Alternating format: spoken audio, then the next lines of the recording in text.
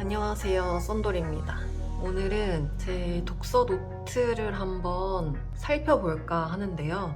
이제 지난 상반기 동안에 나는 어떤 책들을 얼마나 읽었고 또 이 독서 노트에 얼마나 기록을 했는지 한번 살펴보려고 합니다. 일단 이거는 저의 독서 다이어리고요. 펼쳐보면 이거를 지금 제가 안 썼더라고요. 보니까 여기에 이제 읽은 책 리스트를 써야 되는데 이걸 정리를 안 했더라고요. 원래 이런 건 이제 좀 몰아서 하는 그런 게 있다 보니까 그리고 여기 이제 먼슬리가 앞에 있고요. 그다음에 이렇게 뒤에는 독서 기록을 하는 페이지가 있고 뒤에는 이런 그리드, 자유롭게 낙서할 수 있는 그리드 페이지가 있습니다. 일단 이 먼슬리를 한번 살펴볼게요. 약간 개인적인 내용들도 있어서 이걸 어떻게 보여드려야 좋을지 모르겠는데 일단 작년 12월부터 썼고요. 네, 상반기 2022년 상반기를 살펴보기로 했으니까 1월부터 한번 볼게요. 1월에 제가 이런 다꾸를 막 엄청 열심히 하는 스타일은 아니에요. 이거 보세요. 통통 비고 막 다이어리 꾸미기를 하는 사람은 아니다. 다이어리에 그냥 글자를 쓰는 사람이다 라고 생각을 해주시고요. 지금 보니까 1월에는 2권의 책을 읽었습니다. 밝은 밤과 아무것도 하지 않는 법이라는 책 2권을 읽었고요. 2월에는 쓰는 기분을 읽었네요. 이 2월에 이거는 이제 제 비즈니스용 먼슬리인데 제가 2월에 굉장히 화가 나는 일이 있었어요. 화도 나고, 그러니까 뭔가 이걸 해결해야만 하는 문제가 있었어요. 이슈가 있었어요. 그래서 그때는 이제 그 책을 읽을 여력이 좀 없었다? 라는 게 이제 여기서 이렇게 드러나죠. 물론 이제 이 다이어리에는 독서 관련된 내용만 이제 적어야겠다라고 생각해서 뭐 아무것도 안 적다 보니까 통통 빈 것도 있는데 책을 읽을 정신이 아니었어요, 이때가. 그래도 이제 이 좀 가볍게 읽을 수 있는 이 쓰는 기분이라는 책을 이때 읽었다. 빨리 넘어가서 3월에는 그 문제가 해결이 굉장히 나이스하게 됐어요. 100점 만점에 원래는 막 20점, 30점 이 정도로만 해결할 수 있을 거라 생각했는데 거의 100점이 가깝게 그 문제가 해결이 돼서 컨디션이 좋아져서 책을 많이 읽었습니다. 소크라테스 익스프레스라는 여러 철학자의 이야기를 담고 있는 그런 책을 읽었고요. 쓰는 기분은 다시 한번 읽었고 생각의 쓰임이라는 내가 생각한 걸 어떻게 활용할 수 있는지에 대한 이야기. 누구나 생각은 많이 하지만 그런 아웃풋을 만들어내는 거는 또 별도의 문제잖아요. 근데 이 생각노트라는 부분은 어떻게 자신의 생각이나 이런 것들, 기록 같은 것들을 쓸모 있게 만들었는지 뭐 그런 이야기들을 담고 있는 책이었어요. 존 버거의 어떤 그림이라는 책을 읽었고요. 이거는 이제 존 버거가 자신의 아버지와 그 편지를 주고받은 내용을 이렇게 책으로 묶어서 낸 책이었어요. 그리고 물고기는 존재하지 않는다. 이 책이 한때 저는 3월에 읽었지만 그 전부터 굉장히 이슈가 많이 된 책이어서 그 같이 독서 모임 하는 친구들 중에 한 명이 이걸 꼭 너무 읽어보고 싶다 해가지고 읽게 됐는데 저도 되게 재밌게 읽은 책입니다. 그래서 3월에는 이제 총 5권의 책을 읽었고 여기 이렇게 하얀색으로 칠하지 않은 거, 그러니까 4개는 칠했고 하나는 빈칸인데 이제 이거 위에는 완독, 이거는 그냥 읽기 시작했다라는 의미로 이렇게 해놨어요. 사실 이게 다이어리를 제가 이렇게 쓰고 있지만 어떻게 하면 더 효과적으로 이 내가 독서한 걸 기록할 수 있을지에 대해서 계속 좀 실험하고 있는 단계예요. 그리고 4월에도 뭔가 쾌한데 4월에 무슨 일이 있었냐면 4월에는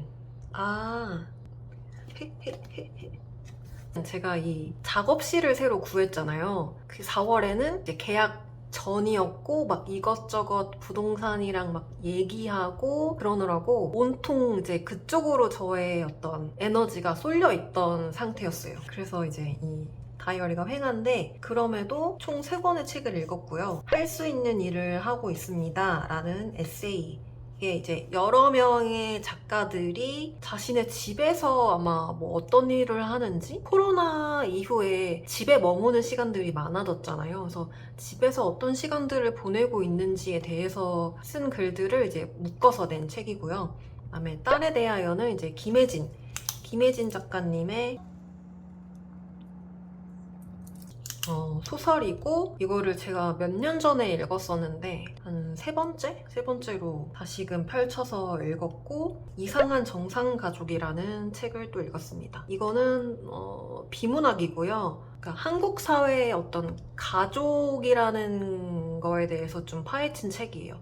예를 들면 뭐 요즘에는 조금 시선이 덜 하긴 하지만 딱 그 정상가족이라는 프레임이 엄마, 아빠, 그다음에 자녀, 부모 2명과 자녀로 이루어진 가족만을 정상가족이라는 프레임을 씌워서 생각을 했잖아요. 그래서 거기서 뭐 부모가 한 명이 없다거나 하면 정상에서 좀 벗어난 가족의 형태로 바라보는 그런 시선들이 예전에는 있었잖아요. 불과 몇 년 전만 해도. 뭐 요즘도 사실은 남아있을 거고. 그래서 그런 현상들에 대해서도 쓰고, 입양에 대한 이야기라든지 그런 주제에 대해서 굉장히 분석되어 있고, 이 저자의 어떤 주장이나 그런 아이디어들이 많이 들어가 있는 그런 책입니다. 이거 되게 재밌어요. 그래서 재밌고 배울 점도 많아서 한번 읽어보시면 좋을 것 같아요. 5월에는 총 4권의 책을 읽었고요. 이상한 정상가족은 한 번 더 읽었고, 물고기는 존재하지 않는다를 이제 독서 노트를 쓰면서 또 한 번 더 읽었어요, 이때. 약간 뭐 발췌독 비슷하게 읽긴 했지만 또 다시 읽으니까 또 더 재밌는 부분들이 있더라고요. 그리고 작별 인사라는 김영하 작가님의 소설을 읽었고, 그다음에 이반 일리치의 죽음, 톨스토이의 이반 일리치의 죽음을 읽었습니다. 그리고 친구들이랑 이반 일리치의 죽음으로 독서 모임도 했고요. 그리고 6월에는 꽤 책도 많이 읽고 독서 노트도 많이 쓰고 했는데, 묘사의 기술이라는, 아마 리뷰를 제가 간단히 했던 것 같은데, 묘사를 어떻게 하면 좋을지를 이제 시를 통해서 설명하는 그런 책이었고요. 그다음에 애쓰지 않아도라는 최은영 작가님의 단편 소설집, 그리고 어차피 우린 죽고 이딴 거 다 의미 없겠지만 이라는 에세이, 제가 강력 추천했던 에세이, 그리고 이반 일리치의 죽음을 다시 읽었고요.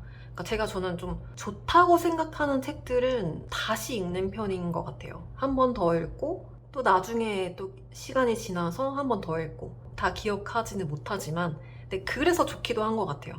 기억이 안 나니까 다시 읽어도 또 좋아. 그리고 이제 사랑의 기술이라는 이 책도 이제 제가 꽤 많이 여러 번 읽었던 책이고, 이번에 또 다시 한번 읽은 책입니다. 7월까지만 볼게요. 사실 7월은 하반기지만 7월까지 보면 이제 이건 영상에서 다 소개했던 책들인데, 이 선택이라는 책, 스크롤이라는 정지돈 작가님의 소설, 그다음에 3번째 이별의식, 그다음에 모든 것이 되는 법, 면도날, 이렇게 하나 둘 셋 넷 5권의 책을 읽었고, 이 면도날이라는 책은 서머신 몸의 소설인데 지금도 아직 읽고 있어요. 좀 천천히 읽고 있는 중이라서. 책을 많이 읽은 달도 있고 2권 정도, 한 권 정도 읽은 달도 있는데, 이렇게 기록을 해두는 게 조금은 귀찮은 일이긴 하거든요. 이게 습관이 되어 있지 않으면. 근데 기록을 해두면 정말 좋은 게, 내가 언제 어떤 책을 읽었고 이런 것들이 좀 새록새록 기억이 나요. 그래서 좋은 것 같아요. 그리고 이렇게 다시금 살펴보면서 내가 그래도 한 권도 안 읽고 넘어간 달이 없구나, 이런 걸 좀 스스로 다시 깨달으면서 좀 뿌듯하기도 하고. 리뷰는 어떻게 썼는지를 한번 살펴볼게요. 근데 이건 좀 약간 부끄러운 페이지들이 나올 것 같은데 그래도 한번 보겠습니다. 2022년부터 보면 이제 밝은 밤이 처음이네요. 1월에 뭐 했지? 1월에는 독서노트 작성을 안 했습니다.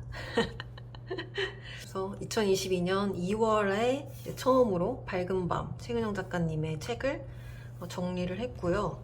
이게 필사는 했는데 리뷰를 안 쓰고 넘어갔네요. 하지만 책은 꽤 좋았다는 거. 그리고 그 다음 책으로 쓰는 기분, 박연준 작가님의 쓰는 기분이라는 에세이를 읽고 그냥 제가 좋았던 문장만 옮겨서 적었어요. 이걸 체크를 안 해놨네. 쓰는 기분은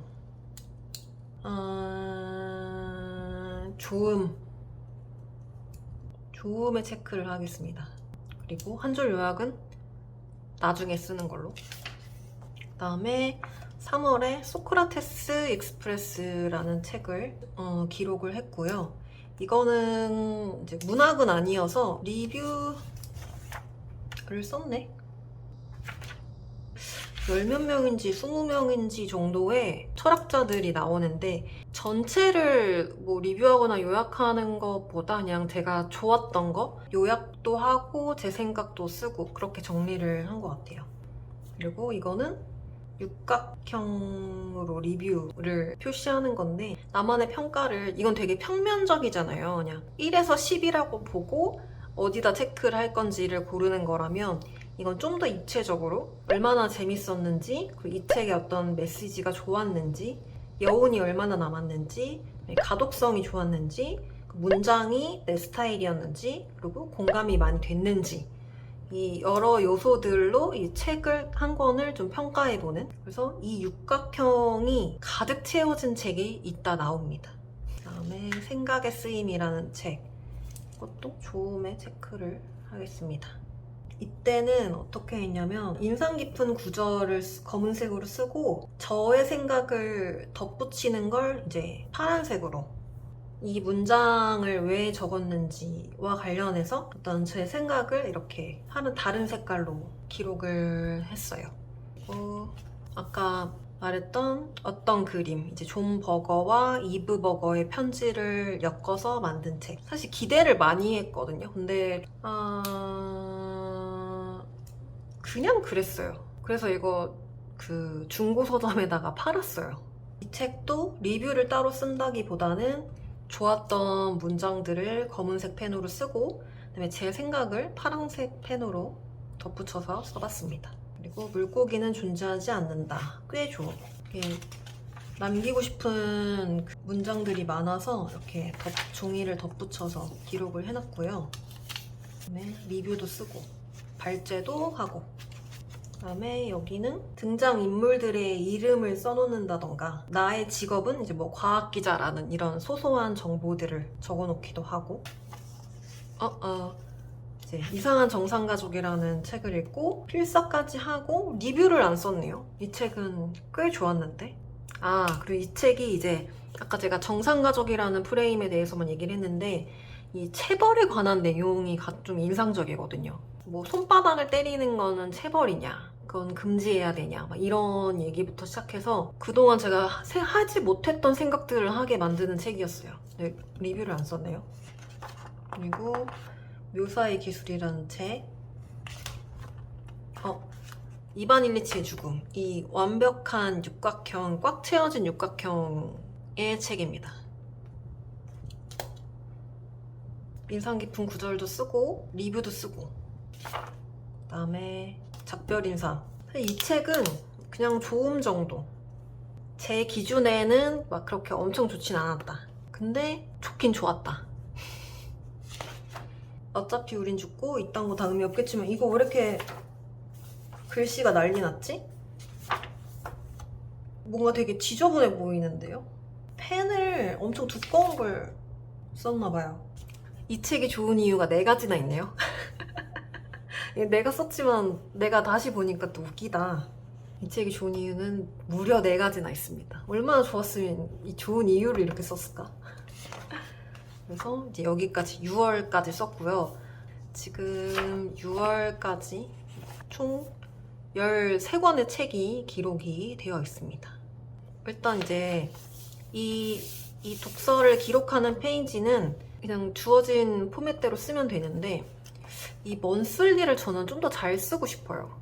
그래서 혹시 여러분들의 팁이 있다면 저한테도 좀 공유를 해주셨으면 좋겠습니다. 이 독서 기록을 어떻게 하면 더 잘 하고 재밌게 할 수 있는지, 더 효과적으로 할 수 있는지. 그러면 저의 독서 다이어리는 이렇게 다 보여드렸고요. 또 2022년이 끝나갈 무렵에 이제 남아있는 페이지들을 다 채워서 또 한번 다시금 보여드리는 컨텐츠를 찍도록 하겠습니다. 그리고 그때는 여기도 다 정리를 해서 올게요. 그러면 저는 또 다음 영상으로 찾아오겠습니다. 안녕.